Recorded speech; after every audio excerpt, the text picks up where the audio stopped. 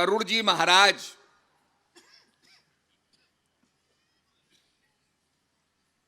आराम से विश्राम कर रहे थे। उनके पास नारद मुनि पहुंचे। नारद मुनि प्रकट हुए और नारद मुनि ने कहा, गरुड़ जी, भगवान राम और लक्ष्मण नाग फांस में बंधे हुए हैं, जाइए उन्हें मुक्त कराइए। नारद जी को तो ऐसे ही मौके की तलाश रहती थी। नारद जी ने गरुड़ जी से कहा। अब गरुड़ जी में कहने लगे, नारद जी, मैं राम जी को मुक्त कराऊं? ये राम जी वास्तव में भगवान हैं या नहीं, या दशरथ के पुत्र हैं, दशरथ नंदन?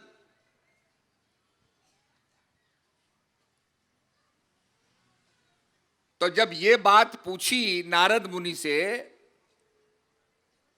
तो नारद ने कहा कि गरुड़ जी, मैं तो भगवान का गुणानुवाद करता रहता हूं,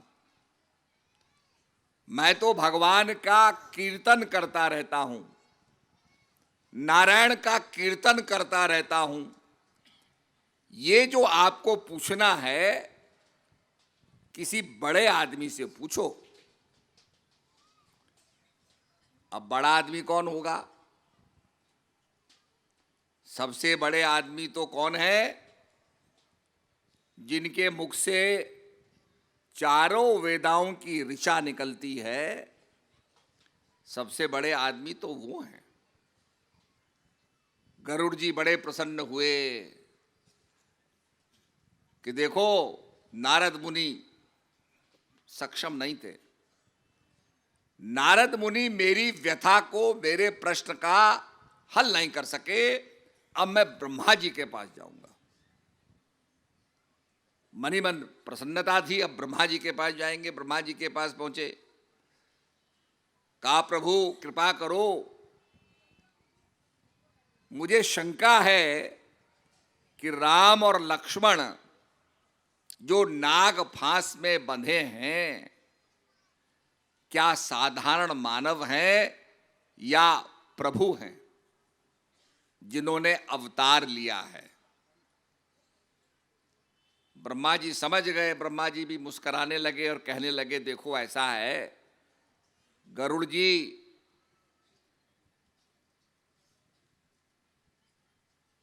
कि मेरे 4 मुंह हैं और अपने 4 मुंह से मुझे चारों वेदाओं की ऋचों का गायन करना पड़ता है। अतः मैं समझता हूं कि आप अगर भगवान शंकर के पास जाएंगे तो बड़ा उचित होगा। भगवान शंकर का नाम सुन के गरुड़ जी मनी मन बड़े पुलकित हुए कि मेरा तो ऐसा प्रश्न है जिसका एकानन नारद जी भी नहीं, चतुरानन 4 मुंह वाले ब्रह्मा जी भी बता नहीं सके। अब मैं जा रहा हूं पंचानन के पास। शंकर जी के पास पहुंचे तो शंकर जी रास्ते में मिल गए उनको। रास्ते में मिल गए तो उन्होंने प्रणाम किया कि हे शंकर जी प्रणाम। शंकर जी ने कहा, कहो। बोला, प्रभु मैं आप ही के पास आ रहा था। मेरी एक समस्या है, एक शंका मुझे पैदा हो गई है कि प्रभु राम साक्षात अवतार हैं, मानव देहधारी हैं, क्योंकि वो नाग फांस में फंसे हैं, या दशरथ महाराज के साधारण पुत्र हैं। ये सुन करके शंकर जी बड़े मंद मंद मुस्कुराने लगे। अब मुस्कुराते हुए उन्होंने कहा, भाई ऐसा है कि अगर मैं कैलाश में रहता और आप मेरे पास आते तो मैं आपके प्रश्न का जवाब देता, या मैं आपके पास आता, हम वहां बैठते, वार्तालाप होता, तो मैं आपके प्रश्न का जवाब देता। आप मेरे पास आते या मैं आपके पास आता, ऐसा तो हुआ नहीं। आप तो मुझे मार्ग में मिल गए, मैं तो जा रहा हूं।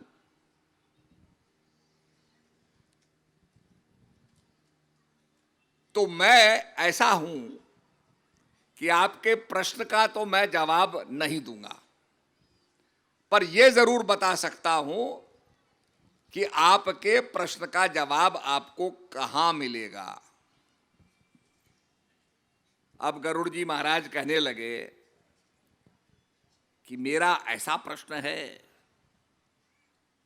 इतना कलिष्ठ प्रश्न है कि ना तो नारद मुनि कुछ कह सके, ना ब्रह्मा जी कुछ कह सके, अब शंकर जी भी किसी के पास भेजने जा रहे हैं। तो अंदर तो उनके अंदर बड़ी प्रसन्नता थी कि अब किसी और के पास मैं जाऊंगा, शायद दशानन के पास जाऊं।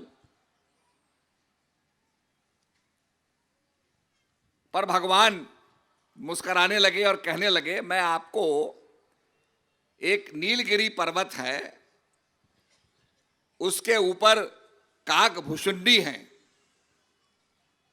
आप उनके पास जाइए, आपको प्रश्न का जवाब मिल जाएगा। अब जैसे ही शंकर महाराज ने काकभूषुंडी का नाम लिया और कहा कि गरुड़ जी, खग जाने खग की भाषा, पक्षी पक्षी की भाषा को जानता है, आप भी पक्षी वो भी पक्षी, तो आपकी ये जो जिज्ञासा है इसका समाधान काकभूषण जी कर देंगे, आप उनके पास जाइए। अब गरुड़ जी महाराज की तो ऐसी स्थिति हो गई कि काटो तो खून नहीं। कहां उन्होंने सोचा कि भाई नारद मुनि मेरी बात का जवाब नहीं दे सके, ब्रह्मा जी मेरी बात का जवाब नहीं दे सके, भगवान शंकर ने भी मुझे रेफर कर दिया।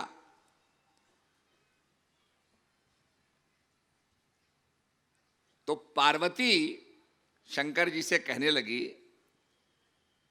कि आप गरुड़ जी की शंका का निवारण कर देते, प्रभु काहे आप काकभूषण जी के पास भेजा।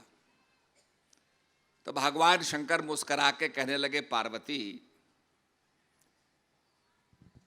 एक काकभूषण को जो रोग लग गया है ना, जो बीमारी लग गई है, वो मुझे पता चल गई। और वो बीमारी है कि इनको अभिमान हो गया है। He is very very egoist, बहुत ज्यादा ईगो हो गई है, बहुत ज्यादा अभिमान हो गया है। और मैं इनकी बात का जवाब दे सकता था,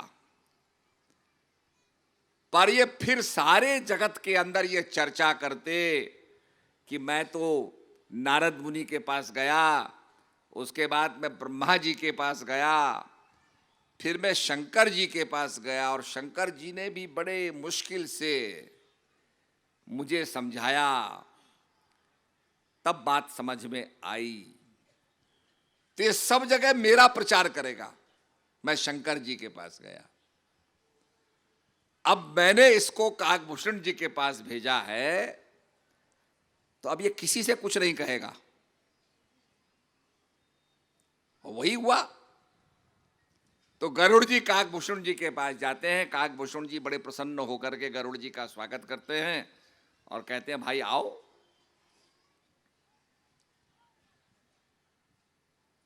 तो वो बताते हैं कि देखो, प्रभु का अवतार होता है, एनर्जी का मैनिफेस्टेशन होता है। जैसे ये बत्ती जल रही है, अभी कुछ शॉर्ट सर्किट पीछे हो गया तो बत्ती निकल के फ्लेम आने लगा, वो चिंगारी निकली। ये एनर्जी का मैनिफेस्टेशन है। What is light? फोटॉन्स का वाइब्रेशन है। आपके फिलामेंट के अंदर इलेक्ट्रॉन्स वाइब्रेट करते हैं, फोटॉन्स वाइब्रेट कर रहे हैं तो प्रकाश निकल रहा है। कहीं कम प्रकाश है, कहीं ज्यादा प्रकाश है, कहीं ज्यादा वोल्टेज है। ये जो हैलोजन लैंप्स हैं ये बड़ी तेजी से जल रहे हैं। तो एनर्जी का मैनिफेस्टेशन होता है। आप उसी बिजली को पंखे में ले जाएंगे तो हवा के रूप में मैनिफेस्टेशन होगा। ऐसे ही जो एनर्जी, संतों की जो एनर्जी होती है, जो मानव समाज को बचाने के काम आती है, जिसे बोलते हैं सेवियर, बचाने वाला, सदगुरु, ज्ञान देने वाला, तो ये शक्ति आती है और आदमी को बचाती है, ज्ञान का प्रचार करती है। भाइयों, अगर बीज ना होता तो क्या हम अनाज पैदा कर सकते थे? It is the seed that gives us tree, it is the seed that gives us food. वो बीज ही फसल पैदा करता है, बीज ही वृक्ष पैदा करता है, बीज ही फल देता है। तो ऐसे ही सदगुरु महाराज जो होते हैं वो बीज रूप में आकर के ज्ञान के फल हमको प्रदान करते हैं।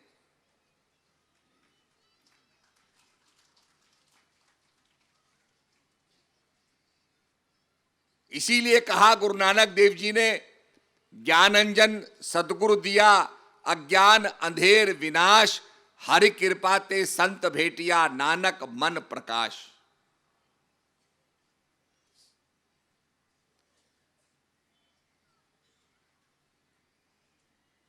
तब ये पता चलता है। तो काकभूषण जी बताते हैं कि मुझे श्राप मिला, मैं कौवा बना। तो गुरु ने कहा तुमको बड़ा बुरा लग रहा होगा कौवा बनना। उन्होंने कहा प्रभु जैसा भी आप रखो।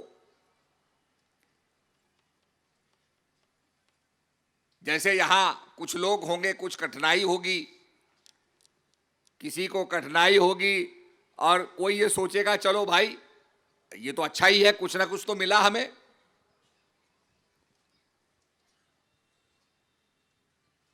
तो इसी प्रकार की वृत्ति काकभूषण की हुई।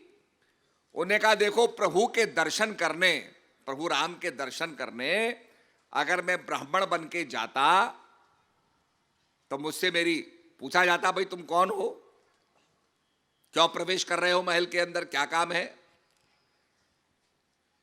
ज्यादा से ज्यादा 10 मिनट, 20 मिनट, आधा घंटा मैं दर्शन कर पाता प्रभु के। अब मुझे लोमश ऋषि ने श्राप दे दिया है और मैं कौवा बन गया हूं। अब तो मुझे किसी की परमिशन लेनी ही नहीं है।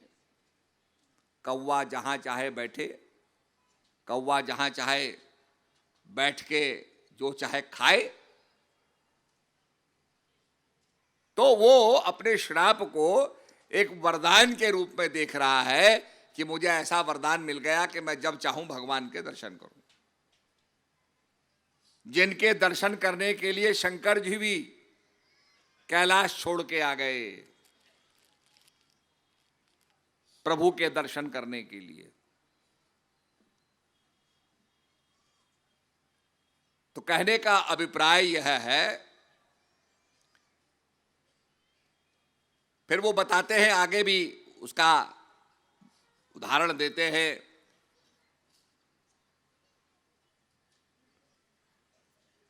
तो वो कहते हैं कि मैं भगवान विष्णु की भक्ति नहीं करता था। मैंने कहा भाई ये तो बड़ा लंबी भक्ति है, शंकर भगवान की भक्ति करो कल्याण मिलेगा। शंकर भगवान की भक्ति करने लगा।